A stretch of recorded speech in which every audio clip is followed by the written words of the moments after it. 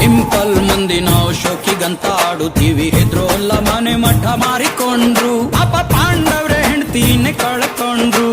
ಸಾಲ ಜಾಸ್ತಿ ಆದರೆ ಆಗ್ಲಿ ಬಿಡಿ, ಸಾಲ ಜಾಸ್ತಿ ಆದ್ರೆ ಆಗ್ಲಿ ಬಿಡಿ, ದೇವ್ರವ್ನೇ ಮನೆ ಮಾರಿ ಬಿಡಿ.